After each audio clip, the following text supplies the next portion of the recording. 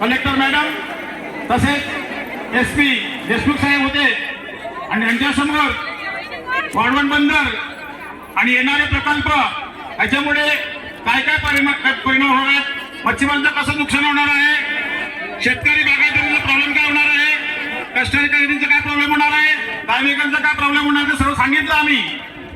या भावना सांगितल्यानंतर collector madam बोलल्या की आम्ही टेक्निकल सर्वे करतो, तुमचा सर्व मच्छीमारांचा सर्वे करतो, भूमिपुत्रांचा सर्वे करतो आणि हे बंदर होण्यास आम्ही सांगितलं आम्हाला काहीच नको आहे, आम्हाला काहीच नको, नुकसान भरपाई नाही, काहीच नाही, आम्हाला वाढवण बंदर नको पाहिजे.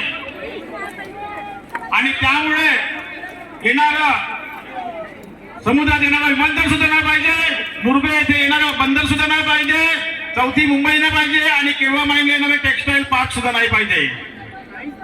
आम्हाला काहीच नको इथे, आम्ही सुखी आहेत, समाधानी आहेत. आमचं तुम्ही घराणं भावना शासनाला कळवा आणि तेही तुम्ही पॉझिटिव्हली सकारात्मक कळवा की इथे सर्व मच्छीमारांचा, कष्टकऱ्यांचा, भूमिपुत्रांचा, आदिवासींचा सर्व नुकसान होणार आहे, विस्थापित होणार आहे, हे भावना कळवा.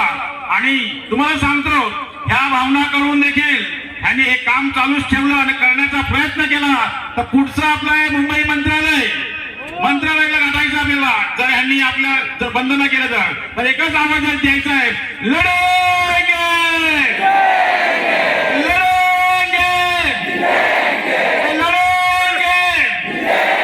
भूमिपुत्र एकजुटीचा, भूमिपुत्र एकजुटीचा.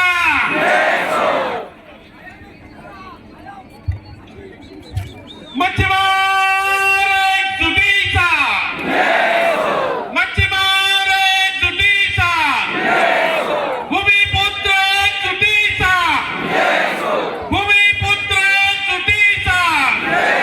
अरे लढेंगे लढेंगे. अरे समुद्र माकोल्यांचा, अरे समुद्र माकोल्यांचा. अरे एकच चित्त, अरे एकच चित्त. भूमिपुत्र एकजुटीचा, भूमिपुत्र एकजुटीचा. धन्यवाद. जय हिंद, जय महाराष्ट्र. आता आभार प्रदर्शन करतील वैभव भोईर, ठाणे जिल्हा मच्छीमार समाज संघाचे अध्यक्ष वैभव भोईर आभार प्रदर्शन करतील.